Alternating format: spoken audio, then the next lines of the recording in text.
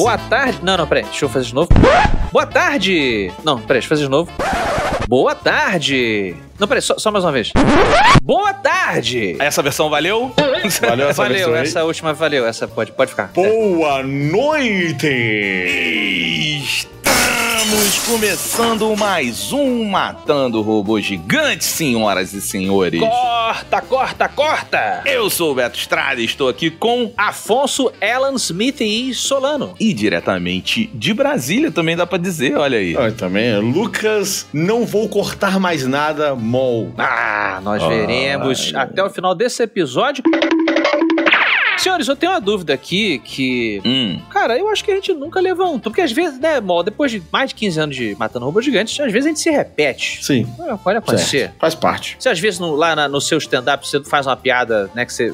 O stand-up artist... I know speak English. Joker, ele tem uma coisa de repetir piada, pra começar. Parte da arte é isso, né? Sim. Mas já calhou de você chegar e tá montando, né, escrevendo um novo stand-up. Aí você, essa piada ficou muito foda. Aí depois você fala, caraca, eu já fiz essa piada 10 anos atrás. Já acontece muito. Esse dia eu tava revisitando meus materiais. O Didi é um excelente arquivo para minhas piadas. O Didi foi ver meu show, tipo, há 10 anos atrás, sei lá, nem tanto, sei lá, 5 anos atrás, e o Didi fala assim, pô, aquela tua piada do asfalto é muito boa. Que piada do asfalto, Didi? Caramba! Piada do asfalto. Aí uma piada que eu faço do asfalto de Brasília, que eu fiz, sei lá, 2 vezes na minha carreira. Ele lembrou. E aí eu fui procurar meus arquivos, achei a piada. Então, assim, acontece com muita frequência. Bom saber o que a memória do Diogo foca, né, Beto? Outras coisas que não são importantes pra nada. Mas assim, eu acho que eu nunca fiz essa pergunta pra vocês. Beetlejuice, o clássico.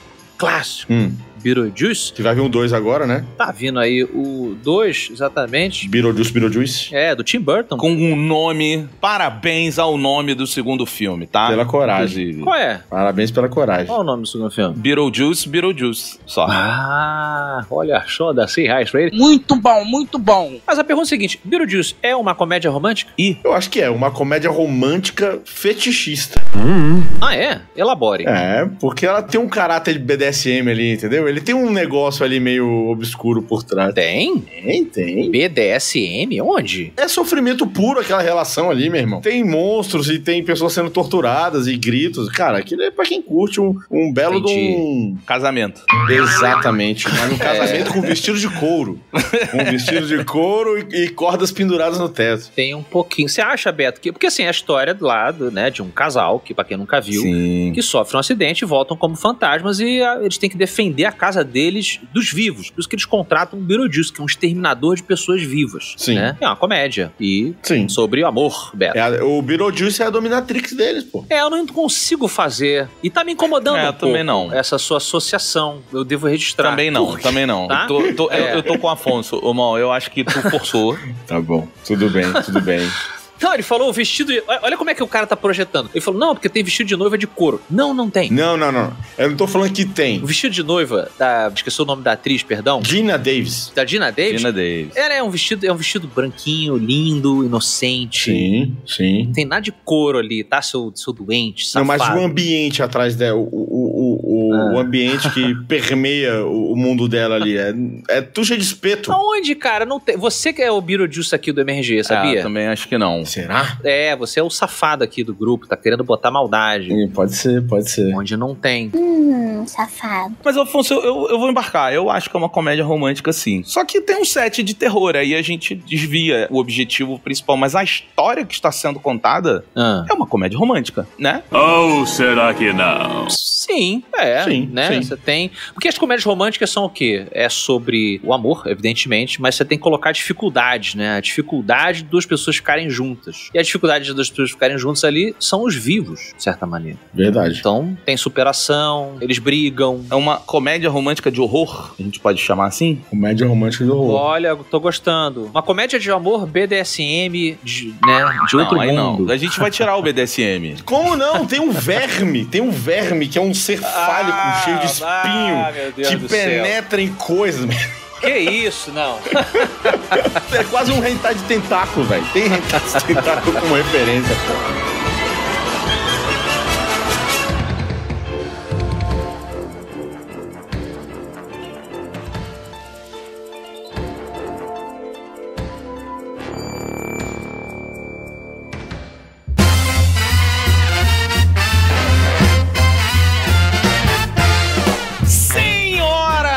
e senhores ouvintes do Matando Robô Gigante, antes de começarmos esse episódio, eu e Afonsinho e Mol e Didi, que não está aqui hoje com a gente, infelizmente, temos um anúncio a fazer, porque, Afonso, o que fazer para virar membro do Matando Robô Gigante? Na batalha contra a robotização, o MRG precisa de soldados. Exatamente. Então, para que você faça parte da anti-robotização, você vai entrar lá no nosso canal de YouTube e apertar o botãozinho tornar-se membro. Porque ao tornar-se membro do Matando Robô Gigante, na categoria Matador ou Matadora de Robô Gigante, você ganha acesso ao nosso grupo de Telegram exclusivo, que tem várias discussões bacanas, que participa, ajuda a fazer a nossa pauta. Você tem vídeos exclusivos, lives exclusivos, um monte de coisa legal, encontros que a gente está planejando. Então basta você se tornar membro para fazer parte desse nosso clubinho, Beto. Eu só faço encontros se for na Disney, tá? Ah, você e a Disney? Caramba. Eu só participo de encontros da MRG, organizado pelos nossos queridíssimos Felipe e Rebeca, do Rumo a Orlando, que cuidaram muito bem de mim. Lá na minha viagem pra Disney, de mim e da minha família, fui com uma neném, eles foram espetaculares. Se vocês quiserem conhecer, entra no YouTube aí, Rumo a Orlando. Você tem filha, Beto? E aí vocês vão ver aí, e eles podem ajudar. Afonsinho, quando você for agora, Mol, vai ter alguém lá que vai cuidar do seu carro, da sua casa, da sua entrada no parque, daquele RPG muito complexo que é hoje fazer o Disney Plus, que é o Fast Pass. Sim. Aquela gincana do Fast Pass. E vai ser bacana que eu vou finalmente conhecer sua filha, Beto. Pode ser a oportunidade que a gente tá procurando, né? Quem sabe? Então já sabe, né? Na festa de 15 anos, a filha do Beto vai ser lá no castelo da Cinderela, e aí, finalmente, o tio Afonso vai conhecer a princesa do Beto. Quem sabe? Finalmente. Aí até lá, de repente, eu tenho uma criança também, um filho, e a gente pode casar eles lá, Beto. A gente pode prometer um pro outro. Olha que lindo. Já que pensou? Romântico. Mas, cara, você já pensou, Mal, que o dia que eu for apresentar o Afonso pra minha filha, pra explicar, eu vou falar assim: filha, o seu nome é Bela, saca o Gaston? Então. Ei, tio Afonso. Tio Afonso. E aí mostra o filho do Afonso, é uma pequena criança com um bigodinho já enroladinho pra cima, assim, ó. Olá, tudo bem?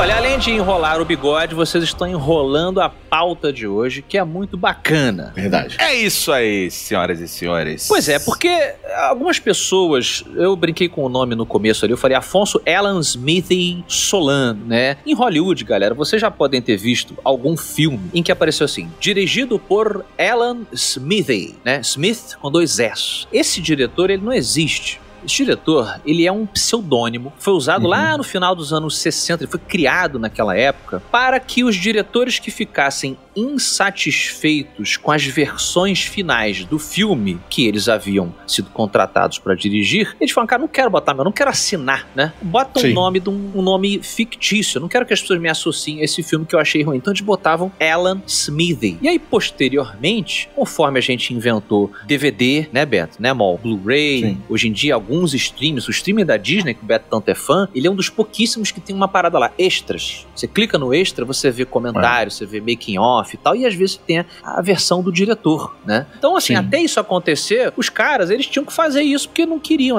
quero associar. E hoje em dia tem essa parada, mas há quem diga que saiu do controle, Betão. Pois é.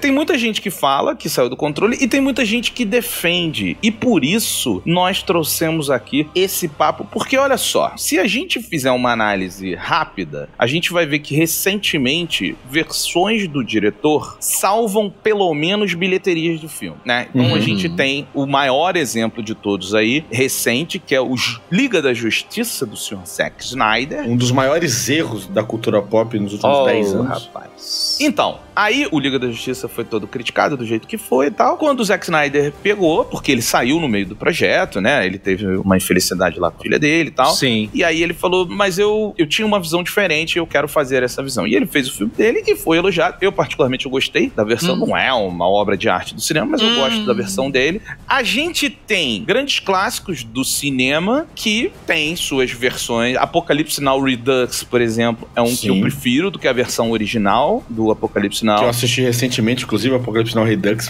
Brabo demais, meu Deus. Eu quero saber qual foi a primeira versão do diretor que vocês dois se depararam. Vocês conseguem se lembrar? Consigo. Eu tenho na minha mente cravado eu segurando a caixa de Blade Runner. Versão do diretor. Olha aí. Na minha locadora Lock Filmes, lá na 31 do Guará. Caramba. Eu lembro de eu estar segurando a caixa. Era aquela caixa de VHS que era transparente a borda dela. A junção, quando fecha a caixa, a parte de dentro era transparente. E a fita, se não me engano, era azul. É legal que o Mol tá fazendo um unboxing, Beto, em podcast. Em um unboxing podcast de uma parada dos anos 90. Foi lançado em 1992 essa versão. Ele teve mais do que uma versão, assim. Versão do diretor, versão definitiva, né? Sim. Versão sem... Esse aí é o campeão, né? É o campeão de versões, eu acho, também. Se bem que eu acho que o Apocalipse Now também tem umas 3 ou 4 versões de diretor no final. Não. Tem, acho que tem sim. Bom, eu só me lembro do Redux que eu fui ver no cinema, inclusive. Muito bom, adorei e tal. Sim. Mas, cara, eu não consigo lembrar não, Afonso, particularmente falando. Eu acho que na época ali de 90, 80 e tal, eu não tinha conhecimento suficiente, não tinha internet pra dizer as coisas, né? Então, assim, eu não sei se o que eu vi ali era uma versão do diretor ou não, assim. Olha, então eu vou contar a minha aqui, já que o Mol puxou o Blade Runner, né? A primeira versão do diretor que eu aluguei também, que nem o Mol falou, foi do Aliens O Resgate, continuação, né, do James Cameron ali, continuação do primeiro Alien, o Oitavo Passageiro. E eu lembro, cara, justamente, Betão, de assistir e falar assim, cara, maneiro porque eu sou nerdola de alienígena, de sci-fi, que nem vocês, eu gosto de ver o que tava na cabeça de James Cameron. Mas dá pra entender por que isso ficou no chão da sala de edição. Sim. Porque, por exemplo, o Aliens O Resgate, todo mundo lembra da premissa básica, a Ripley acorda no futuro, o nego fala, olha, tem uma base lá, aquilo, o tal do planeta lá que você falou que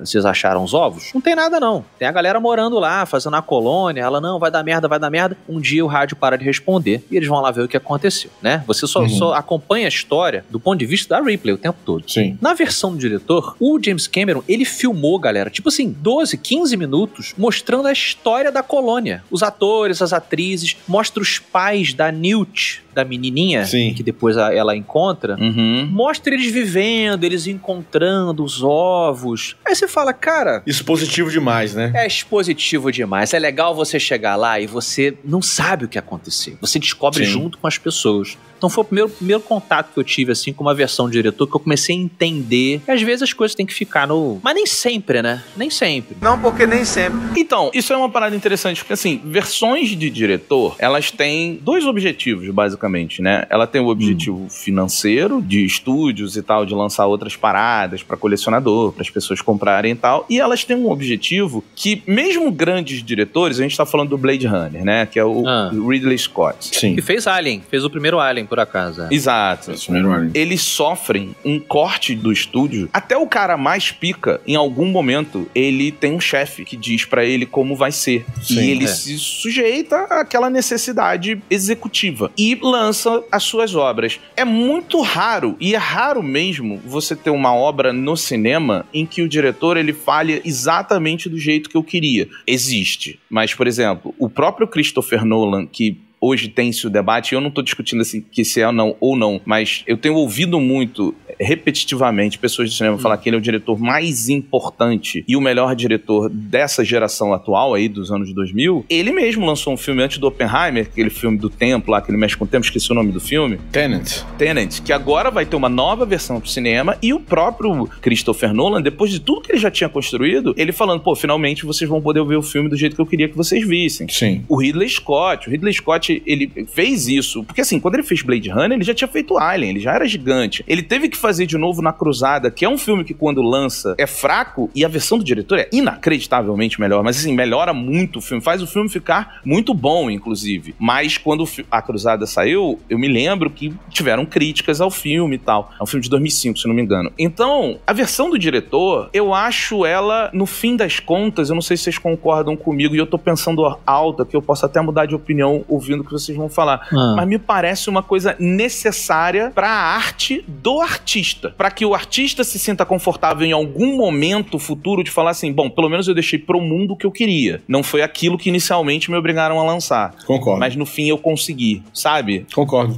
Eu já tive a oportunidade de participar de alguns sets de filmagem, não filmes muito grandes e tudo mais e tal, mas acho que o maior filme que eu fiz foi Federal. Eu era um coadjuvante, bem coadjuvante lá no filme, mas é um filme com o Selton Mello, que é um filme que quando saiu, ele saiu meio que no hype do Tropa de Elite, e ele sofreu muito com isso, porque o Tropa de Elite começou a fazer muito barulho durante a finalização do filme Federal, e eu vi dentro do próprio set a pressão que a produção tava fazendo em cima do diretor e da galera da arte, sabe? Então, assim, isso dando um escopo não milionário, igual é uma produção hollywoodiana, imagino como deve ser isso lá, entendeu? Pra filmes que necessariamente vão ser grandes blockbusters, como foi no próprio caso do Blade Runner. O Blade Runner, o final foi construído por produtores, né? A versão que foi primeiro pro cinema, não tinha as lágrimas na chuva, que é a coisa mais linda do filme todo. Tinha uma discussão sobre a narração, né? O estúdio que achou que o filme era muito confuso, o filme era muito esquisito, o gênero de noir, né? Noir, cyberpunk, né? É uma parada que a galera ficou assim, não, ninguém vai entender. Bota uma narração no começo, né? Em um mundo onde não sei o que, bota lá o Harrison Ford. Até porque o cyberpunk naquela época não era algo difundido igual é hoje, né? Exato. Era uma coisa de subgênero da ficção científica, de literatura, de quadrinhos e tal. Era uma coisa muito pequena. Sim. O estúdio tem isso também é uma coisa, né? Assim, o artista, ele tá sempre brigando com o comercial. Certo. Nós vivemos isso aqui no MRG.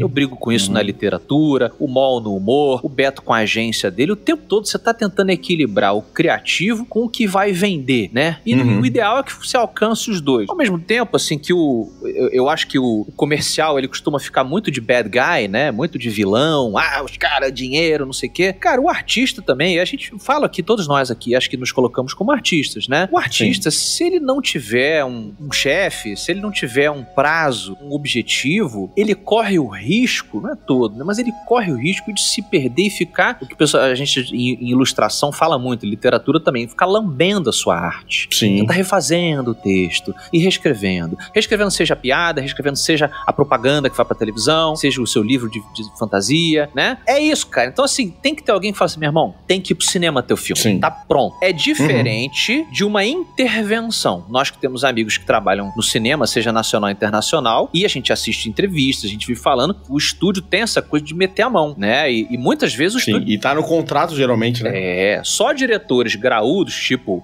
James Cameron, né? Ou outros caras que façam... Tarantino, bilhões e tal, eles têm controle sobre o final cut, que eles chamam.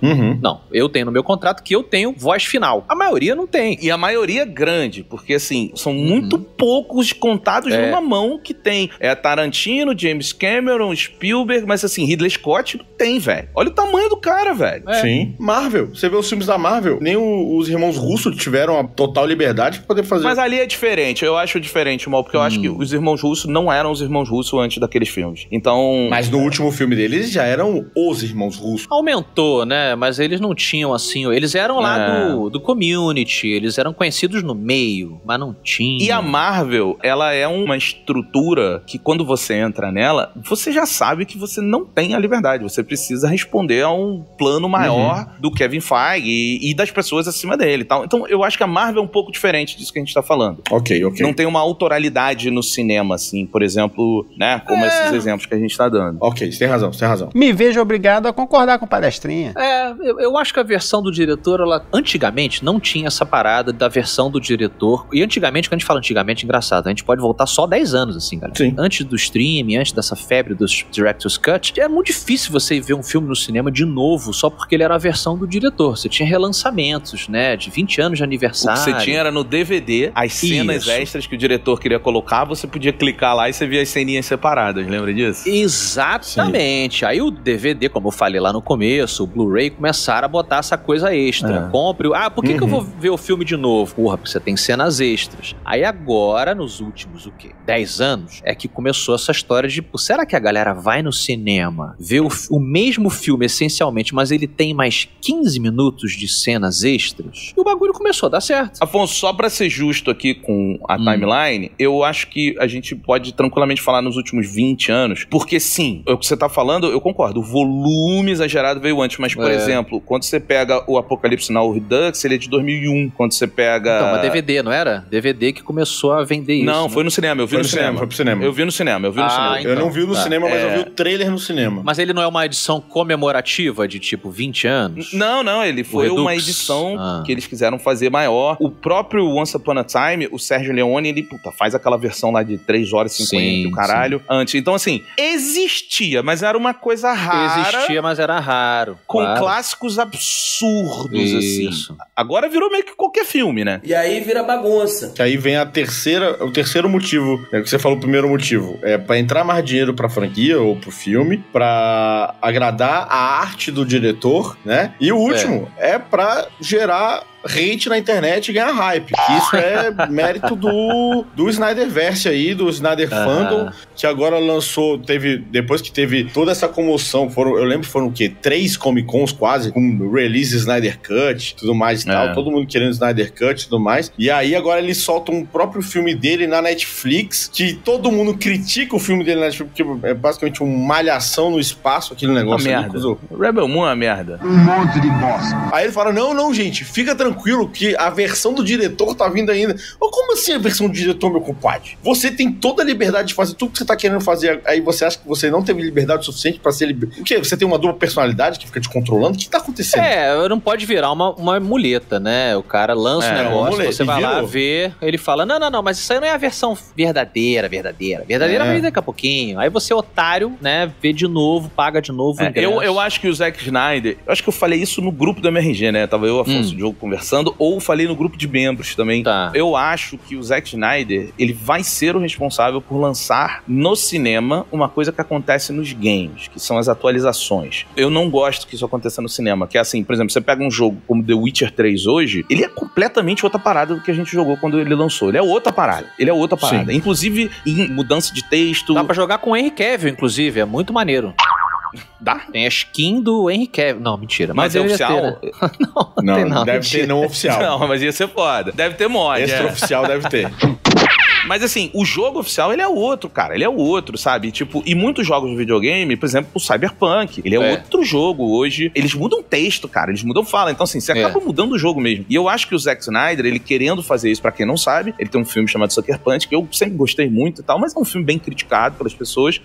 Ele quer botar os atores no estúdio de novo e refilmar o final do filme, porque ele fala que não era aquilo que ele queria contar e tal, e ele quer trazer as pessoas e refilmar. E essa coisa que ele tá fazendo no Rebel Moon, eu acho que ele vai ser o start de uma parada que eu acho que vai acontecer, mas eu não gosto, mas não é sobre eu gostar ou não, vai acontecer, que é a galera começar a pegar feedback. Então assim, você vê o filme, a galera tá criticando isso, aí o cara vai lá, mexe, tem a versão atualizada, baseada nos feedbacks no streaming, porque é mole você subir de novo no streaming uma versão melhorada. Cara, o foda é que é isso, né, salvo os casos em que o diretor ou a diretora foi prejudicada por um estúdio, por um produtor executivo que quis meter o bedelho, histórias que a gente sabe e a gente conta aqui, o foda disso é que você vai dar um espaço para os medíocres. Isso. Né? Porque tem um monte de gente que lança o filme e, brother, esse é o meu filme final. Porque o grande lance da arte é que ela nunca está perfeita. Ela nunca vai estar pronta. Por isso que brinca-se, né? Você solta o seu livro, você solta o seu podcast, a sua piada, tanto faz, né? Você solta ela. Porque ela não tá nunca pronta. É igual uma criança, né? A gente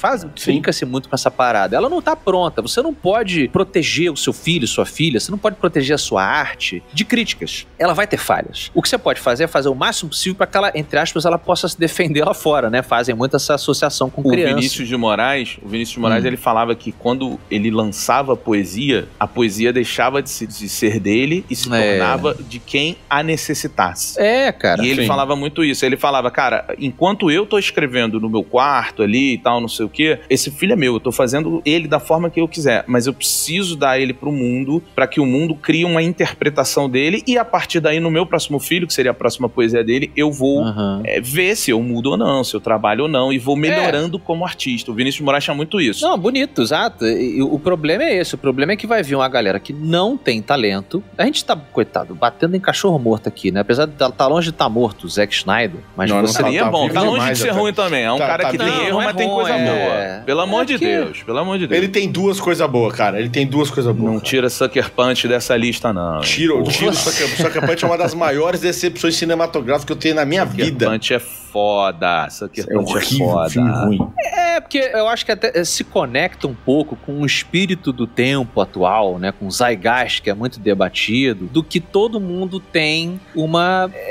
Não, eu não preciso ser bom. Eu não preciso ser bom. Basta eu ser médio, porque eu tenho o direito de continuar recebendo palmas. O talento, ele é a última coisa que é importante no discurso de algumas pessoas hoje, né? O que importa são outras coisas. Então você dá essa abertura para pessoas medíocres chegarem, fazerem uma obra, não necessariamente merda, mas medíocre, média, né, fraca, e aí quando o negócio é ruim, você fala, não, aqui ó, aí volta e mexe um pouquinho, agora dá uma olhada aqui de novo, aí todo mundo, olha, melhorou um pouquinho, não, mas ainda não tá bom, peraí, me dá mais dinheiro que eu vou continuar fazendo. Vai dormir, né?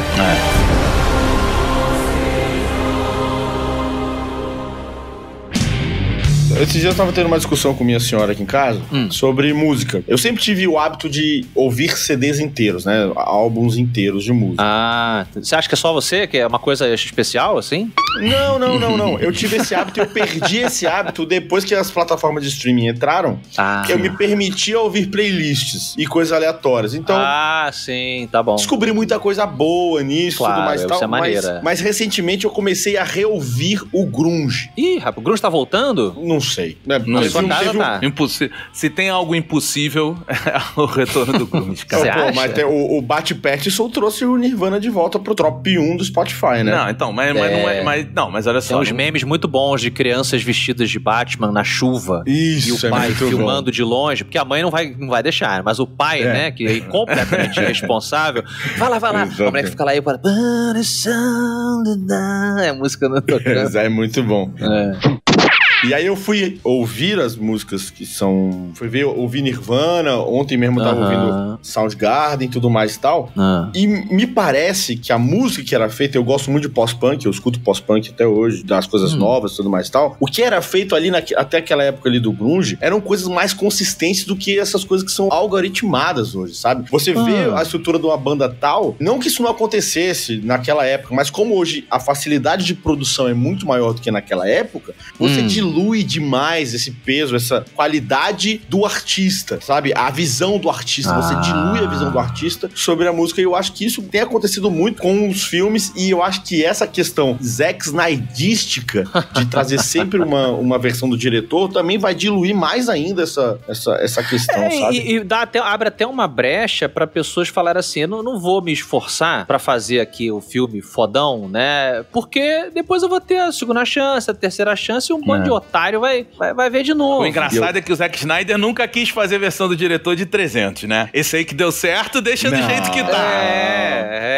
Porque a gente sabe quem dirigiu, né? A gente sabe quem dirigiu. Esse era do jeito que eu queria, né? É isso. Quem dirigiu foi o Miller, pô. Frank Miller que dirigiu ele só botou em movimento a direção dele. O storyboard tava tudo pronto, né?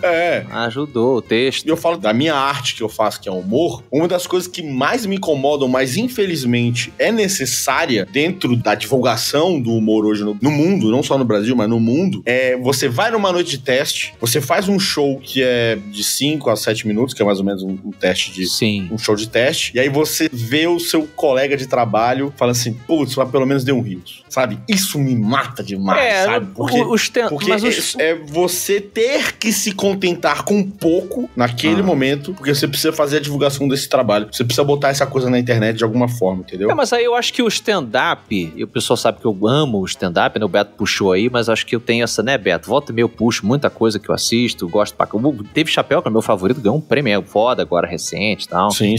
Ele é o Emmy de melhor álbum de humor. Né? Isso. O stand-up, ele tem uma dinâmica particular de você lapidar a sua piada publicamente. Pra quem não sabe, o artista, ele faz clubes muitas vezes menores, ele vai testando as piadas. E aí ele vai lá e sai do clube e fala, cara, quais que teve uma risada, qual que não tem, como é que eu posso melhorar essa entrada, essa ponte tá ruim, pipipi. Aí depois ele faz, lá fora principalmente, ele faz o especial dele, que é o cream of the crop, né? São as melhores piadas que deram mais certo naquele monte de teste. O filme, o que a gente está vendo ali na tela é como se fosse o especial do Dave Chappelle, ou do Rick Gervais, que seja, né? O lapidar, ele tem que acontecer, na sala de roteiro, nos ensaios, não é?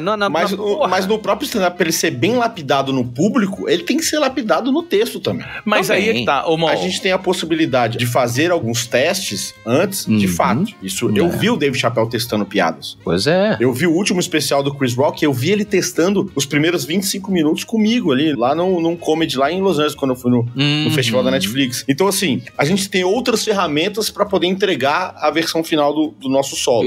A minha questão não é nem a dinâmica, não é nem necessariamente a dinâmica ser parecida, mas como a gente tem que divulgar a questão do nosso show, das nossas piadas e quem a gente é, por causa do algoritmo das redes sociais, a gente acaba se contentando com piadas curtas, não tão boas quanto a gente gostaria, porque a gente precisa fazer isso, sacou? Então, mas aí são análises diferentes, porque o mundo tá diferente. Sim. É porque quando a gente olha assim, por exemplo, você falou de música e de um período que eu acho muito interessante aí de ser falado, que é o grunge, mas assim, o problema que a gente tá vivendo hoje é o seguinte, as pessoas que se julgam artistas, elas perderam a mão da lapidação e da repetição. Todo grande artista, assim, cara, você pega, os maiores autores da história, eu vou usar um exemplo aí do Stephen King, que é um cara que eu li a biografia dele, eu sempre falei mal, achava os livros dele meio chato, eu li a biografia dele, voltei pra literatura dele e hoje sou muito fã.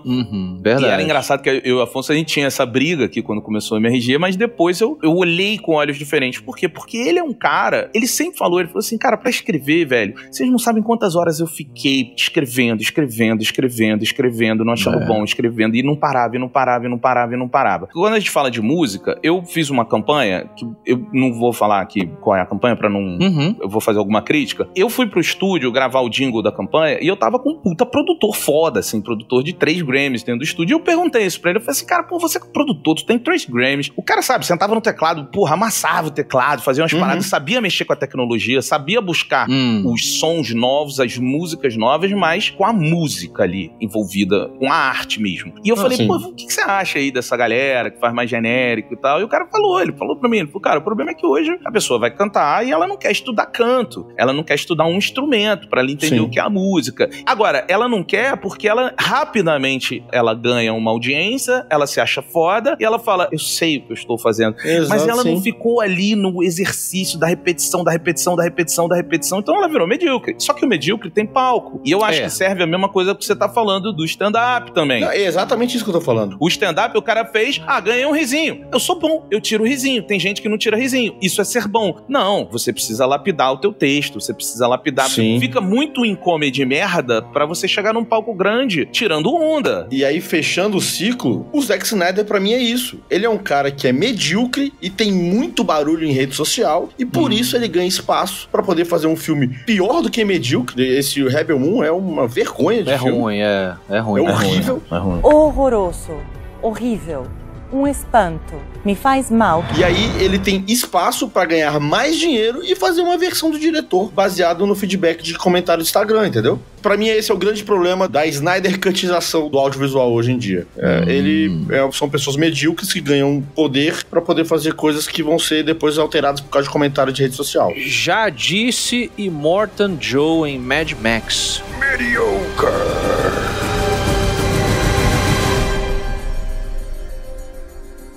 This podcast is brought to you by Carvana.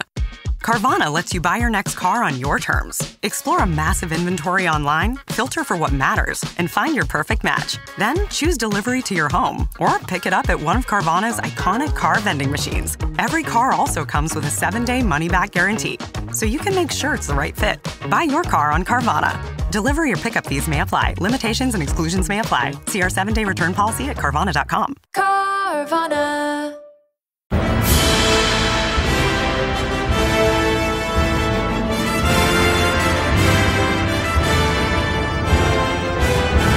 Mas falemos então de coisa boa. Existem muitos Director's Cut bacanas. Eu gostaria de trazer um aqui pra mesa pra gente tentar lembrar de alguns, né? Bacana, começando com... Na verdade, todos são bacanas, essas versões de diretor, que é uma trilogia, mas o segundo, ele realmente, você vê que ele melhorou o filme, que é O Senhor dos Anéis e as Duas Torres. É mesmo? É, ele melhora, cara. Eu não vi nenhum da versão do diretor do Senhor dos Anéis, porque eu amo demais já o que já foi feito. Eu amo demais o que já foi feito. Eu realmente não revisitei o Eu preciso entender, porque eu não sei se o que eu vou falar é a versão do diretor ou não. Eu fui no cinema, ficar 12 horas numa sala de cinema, pra ver os 3 filmes numa versão de quase 4 horas.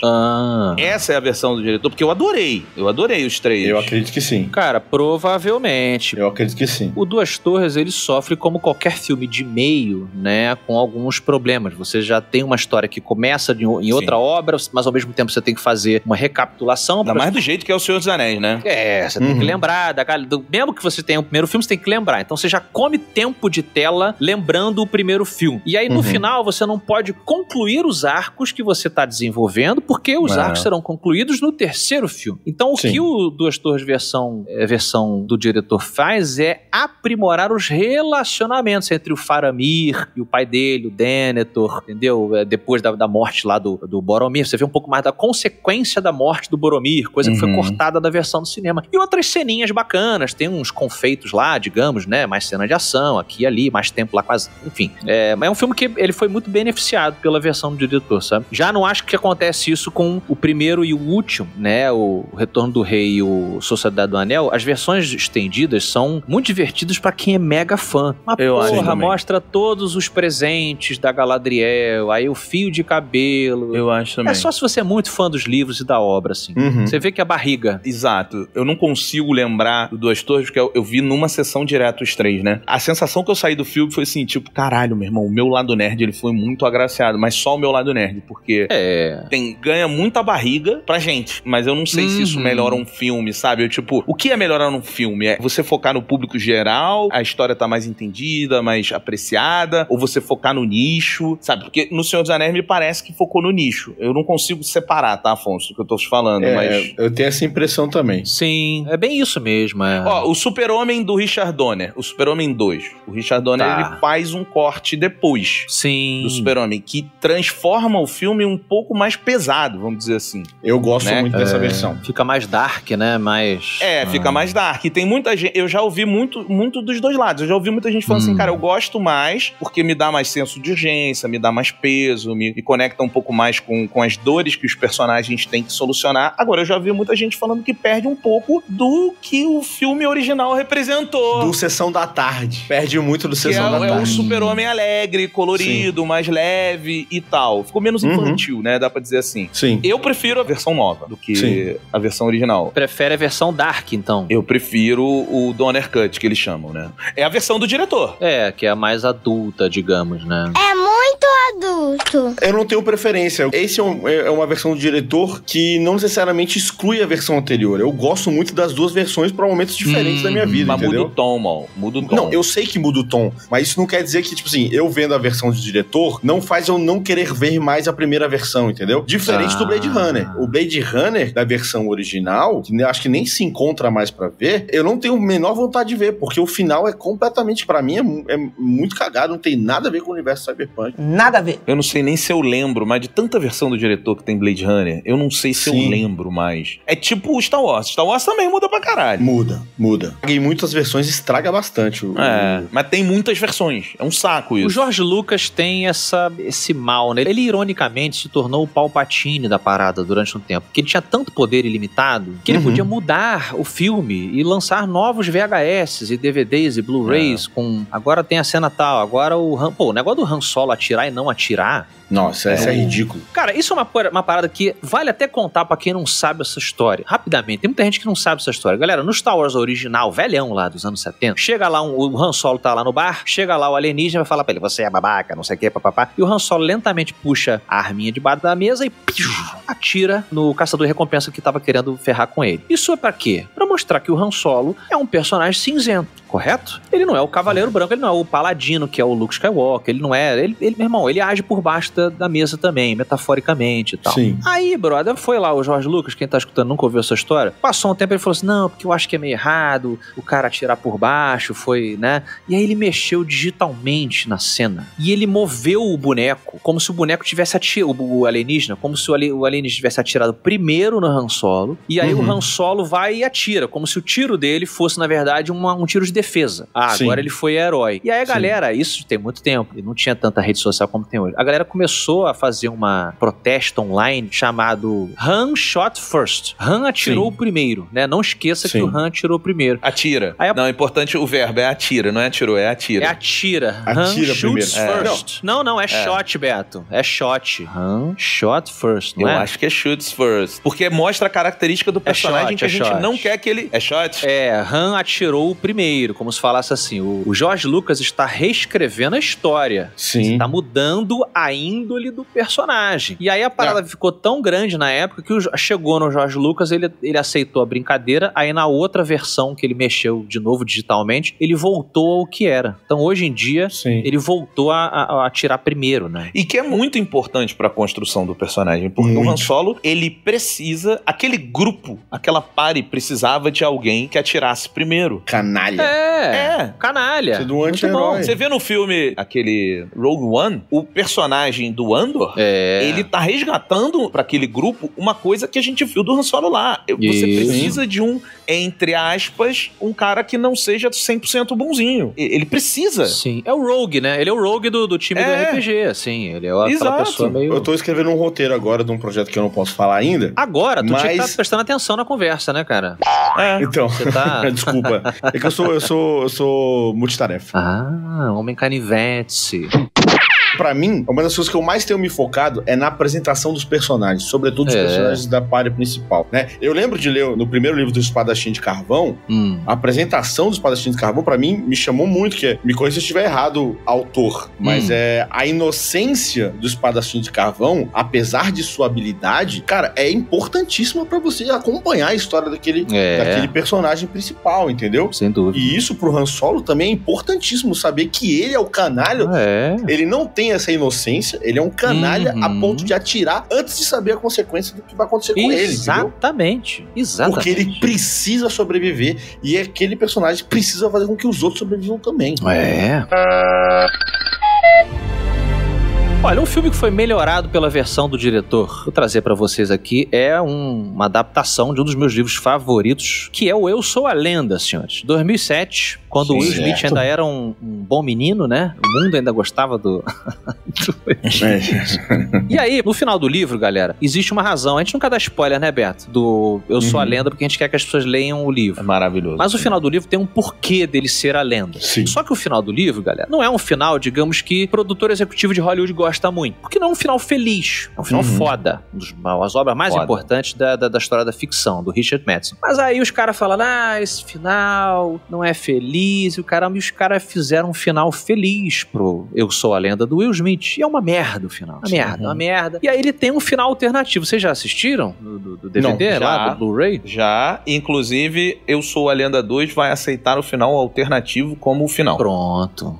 Porque ele, assim, não é o final do livro, Mol. Você nunca leu o livro, Mal? Não. Do Eu Sou a Lenda? Não li o livro. Pois é. Não é o final do livro ainda. Mas ele chega próximo. Não chega. Afonso, forçou. Mas ele tem um sentimento do final. O final do livro é muito bom, cara. Ele tem um cheiro, Beto. Ele tem um cheirinho. Tem um cheirinho. Mas o gosto não é o mesmo, não é? Claro. Justo. Mas quem nunca leu Eu Sou a Lenda, se tiver 2 finais, vai olhar esse final, que é o final, vamos dizer, da tragédia, vai falar, porra, esse final é bom. É um bom filme. É um bom final. Isso. Há um sacrifício. É diferente, mas é bom. É diferente, mas é bom e tal, não sei o quê. É um exemplo. Agora, eu tenho uma dúvida, porque assim, a gente pode ficar horas falando, porque versão do diretor, às vezes, também é uma melhoria, né? Você pega aquele filme do tiroteio, do Robert De Niro e do Al Pacino, é Hit em inglês, como é que é o nome desse filme? Fogo contra Fogo. Fogo contra Fogo. Fogo contra Fogo. Esse aí, a melhoria que foi feita é uma melhoria de cor, é uma melhoria técnica, né? Então assim, ele não mexeu em nada, editou o filme diferente e tal, e beleza, fica melhor porque a tecnologia avançou, eles melhoraram o filme. Agora... Já que o Afonso puxou aí um final de filme, tem um filme que eu gosto, o MRG gostou, o público reclamou, vamos voltar ao Sr. Zack Snyder, ele mexeu no filme, fez uma versão que ficou melhor, mas o grande problema, ele não mexeu, que eu discordo da crítica do público, que o final é um problema, mas é o Watchmen. A versão do Director's Cut do Watchmen é bem melhor. Sim. Porque era um filme que precisava de tempo para se aprofundar e o estúdio não deu tempo pro Zack Snyder. Ele falou, ele precisa se encaixar num tempo determinado, senão não fica um filme muito difícil de ir pro cinema. Já é um filme difícil. Pois é. Mas o público não gosta que ele mudou o final. Acho que a solução dele é boa, prefiro a do quadrinho, mas pro cinema acho a solução dele muito bem-vinda. Mas o filme é melhor. Vamos lembrar então, né? O final dos quadrinhos, o grande inimigo público, digamos, é uma falsa invasão alienígena, galera. Nos quadrinhos isso que o Ozymandias, ele faz. Ele manifesta como se fosse um Cthulhu, um monstro meio polvo, no meio de Manhattan, né? Com uma descarga, não sei se é atômica ou eletromagnética, sei lá, que mata milhões de pessoas. Ele teletransporta lá, que morre todo mundo, e eles conseguem matar ele de um jeito que ele planejou. E aí ele fala assim, olha, isso aí foi uma ameaça alienígena, o mundo precisa se unir, e ele impede que as grandes potências se explodam, porque você cria um inimigo em comum. No filme do Zack Snyder, isso era muito complicado pra você construir, e aí ele usou o Dr. Manhattan, né? É mais simples. Inclusive, só pra quem tá ouvindo e não entender, no quadrinho é muito difícil isso, porque a forma como ele vai te dando pistas de que os cientistas estão sendo reunidos pelo Ozymandias pra fazer isso, cara, são artigos de jornal de sumiços de pessoas que você tem no final de cada edição. É muito difícil você conectar isso. Como é que você faria isso no cinema, né, cara? Pois teria que ser tipo uma série da HBO, uma parada muito... E a série lá do Watchmen, ela usa o final do quadrinho, né? Só que ela é pós, ela conta depois do que aconteceu no primeiro quadrinho, é uma coisa um pouco mais complexa. Do ponto de vista de escrita, usar o Manhattan é uma solução muito limpa, é muito boa. Sim. Você tá usando um recurso que já está em tela, ele é uma ameaça, já tem o potencial pra isso, você fecha. Mas você tá mudando o material original, né? Então, eu gosto da versão do Zack Snyder do Watchmen. Então, mas na versão do diretor, ele faz a mesma coisa que o Afonso falou ali do Senhor dos Anéis. Ele te conecta mais com os personagens pra que você se fixe naquela história, mas ele não abandona a mensagem dele. Sim. Que é diferente da mensagem do quadrinho, no fim das contas, né? Ele justifica melhor, talvez, né? Dá uma reforçada do porquê que ele escolheu o Dr. Manhattan. Eu acho que ele nem busca justificativa. Eu acho que... Isso tem. Não, isso de fato tem. Ele só torna menos fantasioso, eu acho. Acho que ele só torna menos fantasioso, a consequência é a mesma. É unir a humanidade para que a humanidade não se destrua. Não, mas sabe qual é o ponto? O ponto, Mó, que eu acho que assim, ali a gente tem um exemplo diferente. Porque, por exemplo, eu acho que uma das melhores versões do diretor que existem é A Cruzada. Porque é uma versão do diretor... O filme não é tão bom quanto os outros, mas ela melhora muito o filme, muito. Cara, você pegar A Cruzada, a versão do diretor, você vai falar assim, caralho, puta filmaço. Por que na época eu não gostei tanto? Porque não era essa versão que você viu hoje. E ela é muito boa. Então, isso é uma versão do diretor boa, que melhora muito. A do Zack Snyder, por exemplo, ele tentou te conectar mais com a história de outro jeito, que nem o Afonso falou aí do Senhor dos Anéis, que deu muito certo, mas ele vai por um outro caminho. Eu bem queria a oportunidade de poder refazer algumas cruzadas minhas. Você refaria o Espadachim de Carvão? Só pra terminar, eu tenho sinceridade. Você reescreveria hoje, faria uma versão dos livros do Espadachim de Carvão? Cara, então, a literatura, ela tem muito disso, né? As pessoas às vezes esquecem. Por exemplo, a primeira versão do Frankenstein, ela é muito mais simples do que a posterior, né? A que foi, assim, considerada a definitiva da Mary Shelley e tal. Inclusive, um rápido jabá aqui, quem quiser saber mais sobre o monstro Frankenstein e a história lá da Mary Shelley, dá um pulinho lá no Bunker X, o meu canal, seja aqui no Spotify, seja lá no YouTube de sobrenatural, alienígenas, doideiras e tal. E, cara... a literatura tem isso, né? Você lança uma nova edição em que você chama... essa edição tem do Espadachim tem o prefácio do Beto. Aí o Beto escreve um prefácio onde ele lembra quando a gente era moleque, que o Afonso ficava lá desenhando, não sei o quê. Aí o autor, ele dá uma refinada no texto, ele às vezes acrescenta um capítulo a mais. É uma coisa que tá... Umas edições, né? É, uma edição nova. Agora, eu sou contra você reescrever, por exemplo, vou mudar o final. É claro que depois que você lança a obra, o Stephen King já falou isso. Ele fala, por exemplo, que o final do The Mist, o Nevoeiro, do filme, lá com Thomas Jane e tal, ele diz que o final do filme é melhor do que o final do livro dele. Ele falou mesmo, tranquilaço. Final devastador. Assim. Filme devastador esse filme. Horroroso, assim, né? Triste pra caramba e tal. Chuck Palahniuk fala isso do Clube da Luta. Ele prefere prefere o final do filme do que do final dele do livro do também. Do filme, né? Ele também falou. Cara, eu acho que é legal você falar isso, se um dia lá adaptarmos, né, pra filme, né, e tal, o Espadachim, o cara melhorar o final, eu falar, porra, que foda. Mas eu não mudaria o final do livro, não, porque eu acho que é importante ele ficar daquele jeito que ele nasceu. Uma coisa é você melhorar uma palavra ou outra, porque todo artista fica melhor. O diretor, ele fica melhor. Né? Então, antes de fazer o seu contrato, dá uma ligada pro Rick Riordan pra não dar ruim, tá? Pra não dar ruim. Porque, olha, ele lutou muito pra chegar no ponto da história que ele queria contar. Então, não sei. Não sei, senhores.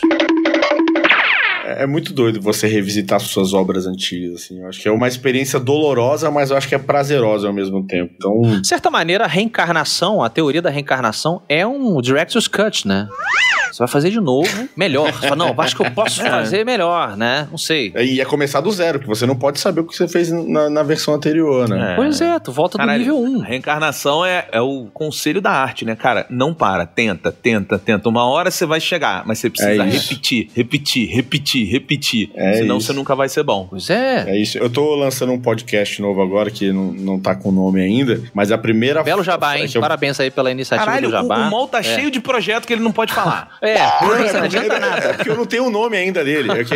Ele vai ser lançado muito em breve, nessa semana ainda. Eu só não descobri o nome dele ainda. Opa, planejamento em primeiro lugar. Eu vou falar sobre meus bastidores e tudo mais e tal. E a primeira frase que eu já faço isso há tempo demais, mas não há tempo suficiente. E aí eu vou começar a falar sobre humor daqui pra frente. Pô, tá aí o nome do seu podcast. Eu já faço isso há tempo demais. Acabou. De graça pra você aí. Tá aí, pronto. Descobrimos, gente. Descobrimos. Tá aí, ache nas suas plataformas de podcast. Em breve no Spotify, todas as plataformas. É isso, achou.